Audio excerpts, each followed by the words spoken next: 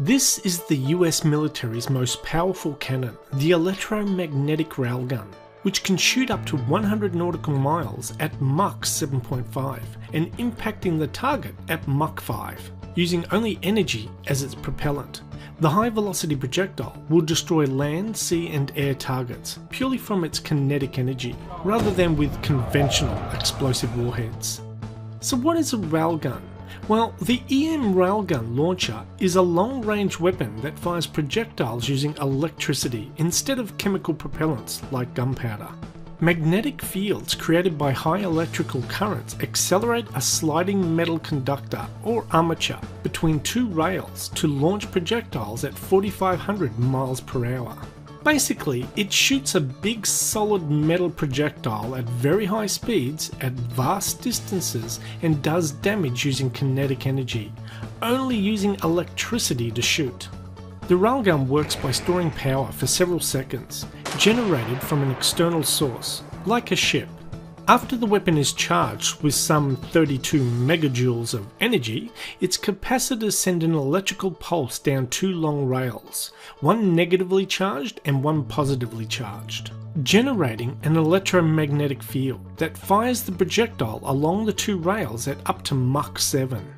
Using extreme speed, the warhead impacts with high kinetic energy, ripping a hole through whatever it was aimed at.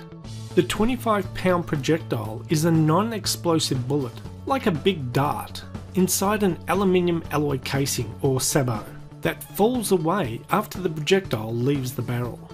The greatest advantage of an EM railgun on a naval vessel over traditional explosive round weapons is the safety aspect, as no propellant is required to fire the projectile, and no explosive rounds are stored in the ship's magazine. Railguns have been around a long time in sci-fi TV shows and movies. The most recent I can think of is from the TV show The Expanse, where all the big military spaceships all use railguns, and in the 2009 movie Transformers 2, a naval vessel uses a railgun to shoot a transformer off the pyramid. But the EM railgun has two major complications. The weapon takes an enormous amount of power to fire, and it literally tears itself apart with use. The railgun has already been in development and testing for over a decade, with total cost exceeding $500 million. In its current form, the railgun simply requires too much power for widespread use.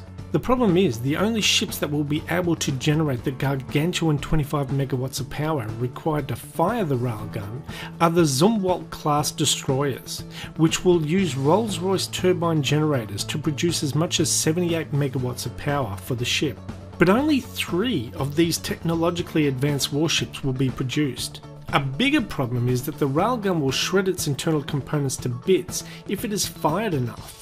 You can see parts of the rails themselves erupting from the weapon as plasma when it is fired.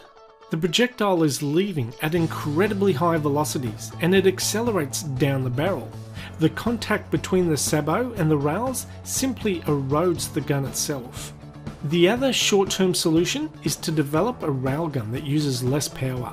An EM railgun that could fire a projectile at 2,500 miles per hour instead of 4,600 miles per hour and hit a target at 50 nautical miles instead of 100 nautical miles would still be incredibly useful, especially if the Navy could mount the weapon on existing warships.